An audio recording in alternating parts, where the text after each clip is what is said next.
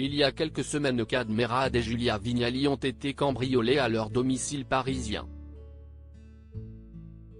L'animatrice de Télématin livre de nouveaux détails dans Paris Match ce 29 mars et révèle comment elle a pu suivre l'intrusion des trois hommes dans son appartement. Un traumatisme? Ce n'est pas ainsi qu'elle voit les choses. Au mois de février dernier, Kad Merad et Julia Vignali ont fait une très difficile expérience. Le domicile du comédien et de l'animatrice situé dans le 1er arrondissement de Paris a été cambriolé en pleine journée, alors qu'il était absent.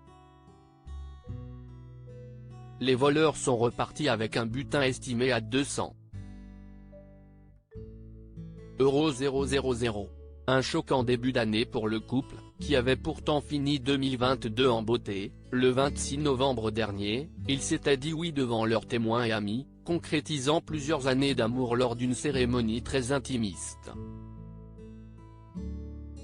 Si est-il la partenaire de Thomas Soto qui n'était pas loin, qui a découvert les faits vers 17h30, tandis que Kad Merad ne se trouvait pas à Paris.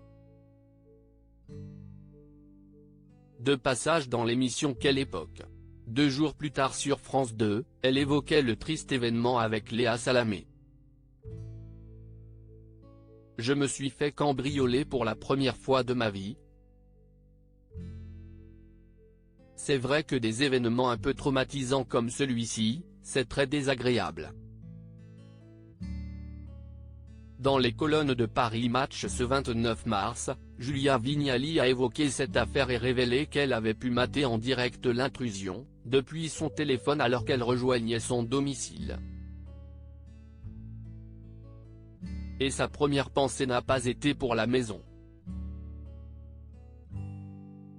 En ayant vu, je ne fantasme pas. La première chose que j'ai faite, c'est de vérifier que les enfants, que je géolocalise, qui l'ont accepté et le savent, n'étaient pas à proximité de l'appartement. C'était la priorité, a-t-elle confié. L'animatrice assure n'avoir pas paniqué malgré une situation a priori très stressante. Je savais que la police allait arriver. Donc je me disais, qu'est-ce qu'ils vont bien pouvoir faire en 5 minutes?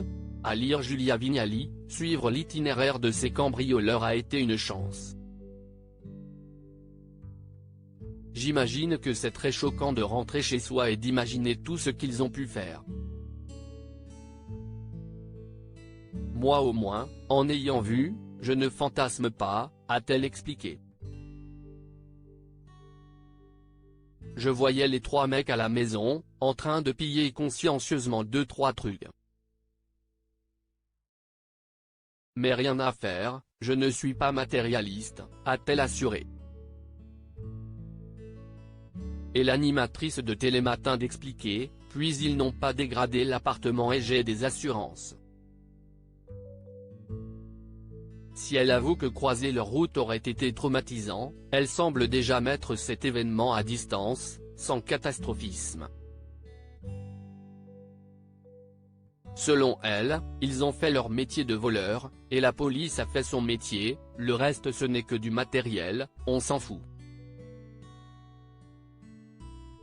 L'autrice de Adieu bordel.